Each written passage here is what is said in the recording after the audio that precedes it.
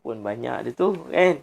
Ini kan lagi rahmat Allah turun mencurah-curah ke rumah-rumah kita, ke tempat-tempat duduk kita. Masya Allah, mudah-mudahan Allah berkati rumah-rumah kita, Allah berkati keluarga kita. Alhamdulillah tuan-puan, syukur pada Allah Subhanahu wa taala di malam Jumaat yang penuh berkat ini dapat kita perbanyakkan salawat ke atas Nabi Muhammad sallallahu alaihi wasallam, dan insya-Allah kita ambil masa lebih kurang 15 ke 20 minit untuk sesi syarahan kepada kitab salawat al-asmaul saniyah ni. Kita terangkan tuan-puan, nanti bila dah habis baca semua keterangan ni, maksudnya ibu ayah semua dah habis belajar buku ataupun kitab ni. Dalam bahasa Arab sebut kitab, kalau bahasa kita sebut buku. Sama je lah dua-dua tuan-puan. Tapi kitab ni lebih kepada Arab lah, kepada kitab agama. Bila habis ni, belakang tu nanti kita akan bagi ijazah insya-Allah. Tapi harap-harap kehadiran tu 90% ke atas lah. Kan nanti dapat ijazah, dia tak faham pun apa dekat dalam tu. Ni jangan sampai macam tu. Baik, ibu-ibu, ayah-ayah, untuk syarahan kita di malam hari ini, kita akan syarahkan pada muka surat 11, iaitulah nama pertama. Nama Nabi Muhammad sallallahu alaihi wasallam. Nama Nabi iaitulah Muhammad. Ni tuan-puan yang akan kita syarahkan di malam ini. Ada apa dengan nama Muhammad ni? Nama yang begitu mulia. Kenapa? Okay.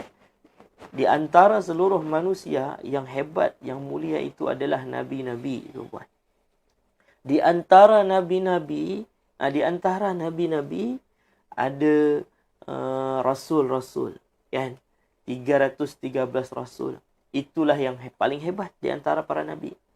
Di antara para Rasul tadi pula ada Rasul-Rasul pilihan. Ini 25 orang pilihan. Ini yang terhebat di antara 313 tu, 25 orang ni lah. Di antara 25, ada lagi 5 yang paling hebat. Ni 5 besar. 5 star. 5 ni. Bukan 5 bintang, 5 star tu hotel pula kan. 5 orang yang terhebat.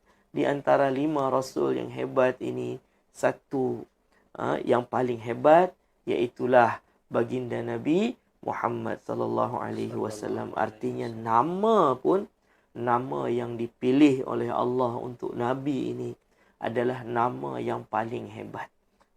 Ini nama yang pertama dalam salawat al-asmaul saniyah, salawat hari Jumaat. Hari Jumaat adalah hari yang pertama, dan dalam salawat yang pertama ni dibubuh di situ nama Nabi Muhammad sallallahu alaihi wasallam. Pada malam hari ini insya-Allah sedikit perkongsian tentang nama Nabi Muhammad sallallahu alaihi wasallam. Tetapi dalam muka surat 10 tu, dalam muka surat 11 ni pun ada juga disebutkan 4 nama Nabi dekat situ tuan-puan. Yang disyarahkan satu je, yang nombor 1 je. Nak syarahkan ke 4 tu memang makan masa banyak lah. Kita nak makan masa ringkas sahaja. Iaitulah nama Nabi Muhammad. Okey, kita baca dulu dekat atas tu, tengok. Yang pertama ialah disebutkan dalam salawat ni, muka surat 11, muka surat 10 tu salawatnya. Nama yang pertama Muhammad. Yang kedua adalah Hamid. Yang ketiga Mahmud. Yang keempat adalah Wahid. Semua keempat-empat ini adalah nama Nabi. Nama dan gelaran Nabi. Tapi yang paling masyhur ialah Muhammad. Ni. Jadi semua nama tu makna dia elok belaka tuan-puan. Muhammad, apa maknanya Muhammad? Yang terpuji. Hamid, yang memuji. Mahmud, yang dipuji. Wahid artinya yang tiada bandingan. Nabi Muhammad SAW tu tak ada bandingannya. Tak ada orang yang menyamai Nabi SAW. Ni. Walaupun kadang nama sama tapi orangnya lain. Kan? Bahkan di kalangan sahabat Nabi SAW ada wajah-wajah, rupa-rupa, iras Nabi SAW. Iras Nabi SAW ada. Bahkan ulama menyebutkan sampai di kalangan sahabat ni ada 19 orang yang mirip dengan Nabi. Tapi tak sama. Tak sama. Cuma kalau nak kata iras ni, wajah ni mirip-mirip dengan Nabi, ada kesamaan. Tapi bukan 100% lah. Mirip dengan Nabi, ada. Ada 19 orang sahabat. Yang paling mirip di antara 19 itu ada 4 orang perempuan. Yang pertama sekali ialah 2 orang cucu Nabi, Sayyidina Hasan dan Sayyidina Husin. Ini memang mirip sangatlah. Sayyidina Anas bin Malik mengatakan, tidak ada orang yang lebih mirip dengan Nabi melainkan 2 orang cucu Nabi ni. Al-Hasan dan Al-Husain. Ialah cucu. Atuk dengan cucu. Tak lari manalah muka tu. Kan? Jadi Sayyidina Hasan dengan Sayyidina Husain ni mirip sangat dengan baginda Nabi SAW. Antara Hasan dengan Husain pula, siapa yang paling mirip, lebih mirip lagi? Sayyidina Hasan lah. Sayyidina Hasan lebih mirip lagi. Tapi dua-dua orang ni, memang wajah mereka iras Nabi SAW. Dan yang ketiga, yang di antara yang paling mirip dengan Nabi SAW di kalangan sahabat, ialah Sayyidina Ja'far bin Abi Talib. Ja'far bin Abi Talib, sepupu Nabi. Sayyidina Ja'far ni, saudara kepada Sayyidina Ali lah. Sayyidina Ja'far ni mirip sangat dengan Nabi SAW. Itu diakui oleh Nabi SAW sendiri. Nabi SAW sebut sendiri, kata Nabi, ama anta, adapun engkau wahai Ja'far, engkau mirip dengan saya. Fi khalqi wa khuluqi. Engkau serupa dengan saya pada wajah, tapi tak samalah. Bukan macam kembar tu sebiji sama tak. Tapi wajah Ja'far ni iras dengan wajah Nabi SAW. Fi khalqi wa khuluqi. Pada ciptaan dan pada akhlak. Akhlak pun Ja'far ni menyerupai saya, kata Nabi. Hebatnya pujian Nabi kepada Sayyidina Ja'far bin Abi Talib. Lepas tu yang keempat, siapa tuan-puan? Di antara sahabat Nabi yang mirip dengan Nabi, boleh tak tulis di ruangan komen orang yang mirip dengan Nabi? Di antara sahabat yang termirip dengan Nabi SAW. Yang keempat, ada tak tulis di ruangan komen ni? Tak lama nak tunggu, nanti habis masa lah. Kita jawab je. Yang keempat ialah sahabat Nabi, di antara sahabat yang mirip sangat kan, iras wajah Nabi, ialah Sayyidina Mus'ab bin Umair. Mus'ab bin Umair ni bukan kalangan keluarga Nabi ni. Bukan kalangan Ahlul Bait. Hasan, Husain, Ja'far, semua tu adalah orang-orang yang dekat dengan Nabi daripada nasab. Mus'ab bin Umair tak. Tapi beliau ni pun iras Nabi juga SAW. Jadi, kenapa boleh nampak mirip macam Nabi? Sebab apa? Sebab Nabi SAW ketika di perang Uhud, ketika di perang Uhud, Sayyidina Mus'ab bin Umair ni terbunuh, tuan-puan. Di antara orang yang mati syahid dalam peperangan Uhud adalah sahabat Nabi yang begitu hebat, begitu mulia, begitu besar jasanya kepada Islam. Mus'ab bin Umair ni orang yang diutus Nabi untuk mengajar Ahlul Madinah. Ketika mula Islam tersebar, sebelum Nabi berhijrah, Nabi utus dulu 2 orang, Mus'ab bin Umair dengan Abdullah bin Umi Maktum, untuk pergi mengajar ke Madinah, berdakwah, menyampaikan tentang Islam, mengajar Al-Quran. Duta Nabi SAW, Mus'ab bin Umair, kan, datang ke Madinah, terbunuh dalam peperangan Uhud. Kan, bila Mus'ab bin Umair ni terbunuh, orang-orang musyrik, orang-orang kafir, musuh-musuh Allah ni ingat Nabi SAW yang terbunuh. Sampai dia buat pengumuman kepada kawan-kawan dia, Muhammad dah terbunuh. Muhammad dah terbunuh. Kan, wasronok. Ternyata bukan. Nabi SAW tak terbunuh pun. Yang terbunuh itu, yang syahid itu adalah Mus'ab bin Umair. Sebab mereka nampak wajah, ialah dalam perang mana boleh nak tengok sangat macam tu, teman. Tengok iras-iras Nabi ni. Kan ni Muhammad ni, orang kafir kata dia dah terbunuh. Ternyata bukan. Itu adalah Mus'ab bin Umair. Di situ nak tunjuk Sayyidina Mus'ab bin Umair ni mirip dengan Nabi SAW. Tapi mirip-mirip pun tak samalah dengan Nabi.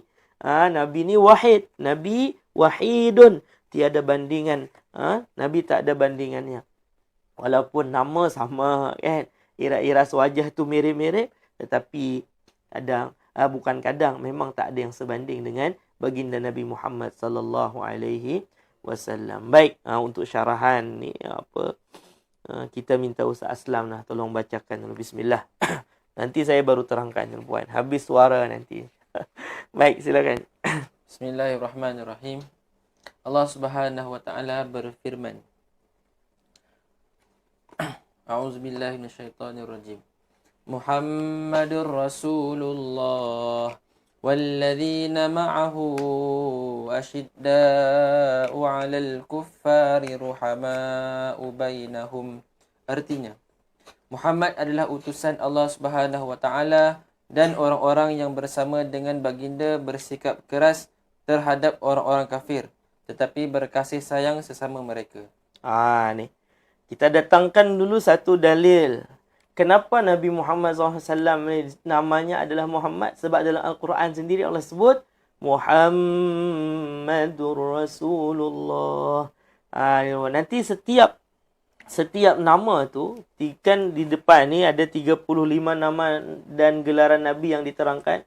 Itu ada dalil Al-Qurannya. Ini salah satu dalil Al-Qurannya. Kenapa Nabi Muhammad, salah satu nama Nabi Muhammad adalah Muhammad. Inilah ayat Al-Quran sendiri panggil Nabi Muhammad dengan sebutan Muhammad. Muhammadur Rasulullah, yang arti ayatnya, terjemahannya dah dibacakan oleh Ustaz Aslam. Jadi, Nabi Muhammad adalah utusan Allah. Orang-orang yang bersama dengan baginda adalah orang yang tegas terhadap orang kafir dan berkasih sayang sesama mereka. Jadi, di dalam ayat itu ada disebut nama Nabi Muhammad sallallahu alaihi wasallam. Baik. Terus. Muhammad adalah nama baginda sallallahu alaihi wasallam yang paling masyhur. Maksud nama Muhammad adalah orang yang sempurna, segala sifat yang terpuji di dalam dirinya. Ni tuan-puan. Muhammad adalah nama baginda sallallahu alaihi wasallam yang paling masyhur. Jadi nama Nabi SAW yang paling masyhur adalah Muhammad. Muhammad. Kan? Walaupun ada lagi tak nama lain ada. Nabi sendiri sebut ana Muhammad wa ana Ahmad wa ana al-Mahi. Kan? Macam-macam Nabi sebut nama baginda, tapi yang paling masyhur di antara nama Nabi ialah Muhammad.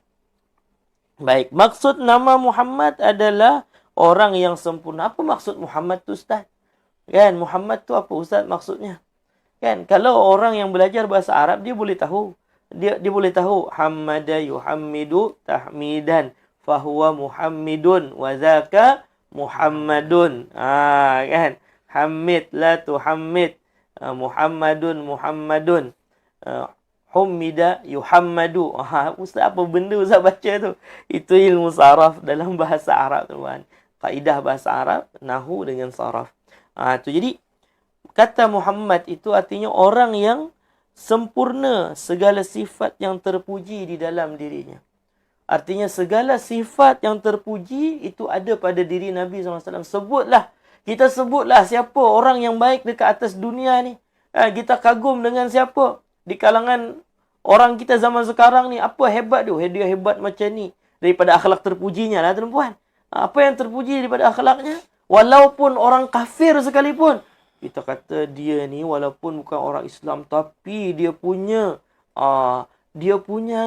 perangai tu, dia ni pemurah. Kan? Kita tengok Nabi Muhammad jauh lebih pemurah daripada dia. Apa sahaja, sehingga kan pengarang Maulid Al-Habsyi, beliau mengatakan, fama min khuluqin fil bariyati mahmud illa wa huwa mutalaqqan an zainil wujud. Tidak ada akhlak yang terpuji dekat atas dunia ini melainkan diambil daripada Nabi SAW. Sebutlah apapun akhlak mulia, sebutlah apapun kehebatan kemuliaan, dia mesti ada pada diri Nabi SAW. Ni tuan-tuan. Baik, seterusnya. Baginda mulia di dunia. Baginda adalah insan yang terpuji sifatnya, akhlaknya, ciptaan tubuh badannya, perbuatannya, keadaannya, ilmunya dan kebijaksanaannya. Ni. Segalanya Nabi SAW mulia. Sifatnya mulia, akhlaknya mulia, ciptaan tubuh badannya mulia, yang paling sempurna, yang paling hebat. Sehingga kan penyair Arab mengatakan, ka'annaka khuliqta kama tasha. Engkau diciptakan seperti mana engkau nak. Kalau kita, tuan-puan, ambil cermin, ambil kaca, tengok muka, ya Allah, hidung kurang mancung, kan? Tak apa, tak. Hidung kurang mancung, kan? Kurang putih, rambut pun tak sesuai dengan apa yang diingat. Nabi SAW bila nampak, dah tak ada no comment. Orang kata no comment, tak ada nak komen apa dah. sempurna ciptaan tubuh badan baginda sallallahu alaihi wasallam. Perbuatannya kan tak ada ruang untuk kita mencela Nabi, melainkan memang orang tu dah ada rasa benci dekat Nabi. Yang tu celaan-celaan tu hanya diada-adakan sahaja tuan-puan. Ikutkan kepada diri Nabi, tak ada ruang kita untuk mencela Nabi. Dan keluh lidah kita nak menyebutkan kehebatan, kesempurnaan Nabi sallallahu alaihi wasallam. Ruang nak mencela tak ada, tapi kalau nak memuji sampai orang kata stroke lah, lidah kita tak boleh nak berkata dah, tak habis lagi betapa hebatnya, betapa mulianya baginda Nabi Muhammad sallallahu alaihi wasallam. Saya teringat lagi dulu, saya dekat ni lah, dekat kampung masa budak-budak dulu, saya pergi dekat masjid saya terbuka satu majalah macam surat khabar, bukanlah surat khabar, apa namanya, macam buku-buku tu lah dekat dalam masjid tu saya buka, saya terbaca satu cerita. Diceritakan apa, ada seorang ni daripada dulu sampai sekarang ni ada je jenis orang macam ni, dia menghina Nabi, dia menghina Nabi, bukan orang Islam, dia tulis kartun Nabi SAW tapi menghina Nabi. Ini tapi versi dulu, bukan versi sekarang tu, yang dulu, orang zaman dulu. Ada juga kan. Oh, dia hina Nabi SAW. Ramai orang Islam marah kepada dia. Ketika dia ditangkap tu kan, nak dibawa ke ruang sidang tu, orang Islam hina dia, engkau ni macam ni. Tapi ada seorang ulama ni, ketika dia lalu di hadapan seorang ulama ni, hadir juga pada ketika itu di persidangan, ulama ni diam dan tersenyum kepada lelaki tadi. Dia senyum je. Ulama ni dia senyum. Tengok lelaki tadi senyum. Habis semua persidangan, lelaki ni yang menghina Nabi SAW ni, dia ditangkap sebab menghina agama orang kan. Minta izin untuk berjumpa dengan Pak Syekh ni. Tuan Syekh ni siapa? Di antara ramai orang Islam menghina dia, tapi Tuan Syekh ni masih boleh tersenyum lagi dekat dia. Kan? Masih boleh tersenyum lagi dekat dia. Akhirnya apa? Dia jumpa dengan Syekh tadi, diizinkan, dia ditanya. Ketika ramai umat Islam mencela saya, menghina saya, memarah saya, kan? Kenapa saya tengok Tuan tak marah dekat saya? Sedangkan saya menghina Nabi Tuan. Tuan Syekh tadi kata apa? Saya tahu engkau menghina Nabi saya, Nabi Muhammad, kerana engkau tak kenal dengan dia. Engkau dikenalkan dengan cerita-cerita palsu, cerita-cerita tipu tentang baginda Nabi, memburukkan Nabi. Kalau macam tu engkau tahu, memang engkau akan hina Nabi. Tapi kalau engkau kenal sebenar-benar dengan Nabi Muhammad, tak ada ruang untuk engkau mencela Nabi. Daripada situ tuan-puan, orang yang mulanya menghina Nabi, dia belajar Islam sampai dia masuk Islam. Ni kan. Jadi yang kita ambil dari perkataan Syekh tadi, kalau engkau betul kenal dengan Nabi, tak ada ruang engkau untuk mencela Nabi SAW. Oleh sebab tu tuan-puan, sahabat dulu sampai demam. Dia kerana cintakan Nabi SAW sebab dia nampak depan mata Nabi. Macam mana di dalam peperangan Uhud. Dalam peperangan Uhud, bagi sahabat-sahabat Nabi ni, mereka korbankan diri mereka. Ada yang putus tangannya, tuan-puan. Ada yang badannya penuh dengan luka-luka, ditombak, kena panah, kena tombak. Untuk Nabi. Kenapa mereka sampai macam tu? Kerana mereka nampak sendiri macam mana mulianya Nabi, macam mana indahnya akhlak Nabi. Sehingga kan ketika balik daripada peperangan Uhud, ramai isteri-isteri lah tunggu, mak-mak ni tunggu anak, isteri-isteri tunggu suami. Yang mereka tanyakan bukan suami mereka, yang mereka tanyakan bukan anak mereka, tetapi yang mereka tanyakan macam mana Rasulullah. Ini nak tunjuk begitu hebatnya Nabi SAW di pandangan para sahabat. Kenapa? Kerana mereka melihat sendiri macam mana mulianya akhlak Nabi SAW. Cinta para sahabat kepada Nabi melebihi cinta mereka kepada anak, kepada suami, kepada adik-beradik mereka sendiri. Sehingga kan ada seorang wanita tu dikhabarkan kepadanya, makcik, suami makcik syahid. Kan, anak makcik pun syahid. Adik-beradik makcik pun syahid juga. Semua ahli keluarganya meninggal dalam peperangan itu. Dia tak sedih, tapi dia masih tanya lagi. Rasulullah SAW macam mana? Nabi SAW selamat. Setiap musibah. Selepas engkau, wahai Rasulullah, maksudnya engkau selamat. Apa-apa suami saya meninggal, yang ni meninggal, tapi engkau selamat. Musibah tadi kecil sahaja. musibah tadi kecil saja. Ini nak tunjuk macam mana cintanya.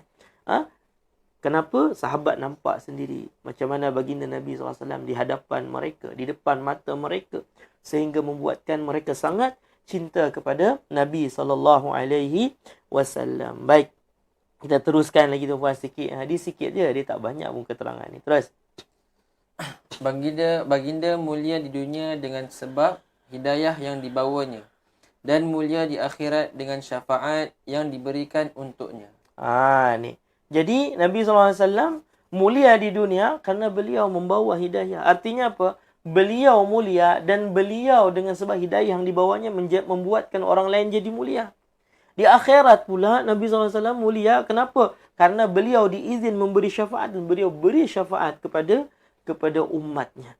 Bahkan Nabi SAW diberikan syafaatul uzma yang mana itu semua orang dapat syafaatul uzma ni.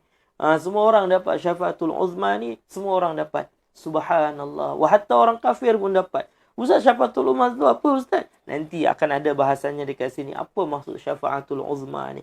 Baik. Jadi Nabi SAW ni mulia di dunia, mulia juga di akhirat. Itu nama Nabi Muhammad. Orang yang terpuji. Terpuji di dunia dan terpuji di akhirat. Baik, terus. Allah memanggil baginda dengan nama Muhammad di dunia dan di akhirat. Malaikat Jibril dan para malaikat yang lain juga memanggil baginda dengan nama Muhammad. Dan Muhammad jugalah nama baginda di dalam Al-Quran. Ni. Jadi, Allah memanggil baginda dengan nama Muhammad di dunia dan di akhirat. Nama ni lah, nama Muhammad ni memang nama yang Nabi SAW dipanggil dengan nama itu. Di dunia, nama itu. Di akhirat pun nama yang sama. Malaikat Jibril dan para malaikat pun juga mengenali Nabi SAW dengan nama Muhammad. Sebab tu dalam Isra Mi'raj, kan, bila malaikat Jibril nak naik ke langit yang pertama, ditanya, siapa? Jibril. Tak dibuka lagi pintu. Wa man ma'ak? Siapa yang bersama dengan kau? Muhammad. Sebut Muhammad. Bila sebut nama Nabi Muhammad, baru diizinkan untuk naik. Ini kata Ustaz Nizam di antara kasidah beliau menyebutkan Nabi Muhammad. Nama Nabi Muhammad ni adalah kunci kepada terbukanya pintu langit. Oleh sebab tu, kalau kita doa, ada hajat, ada apa, banyakkan salawat ke atas Nabi Muhammad. Doa sertakan salawat ke atas Nabi Muhammad SAW. Baik.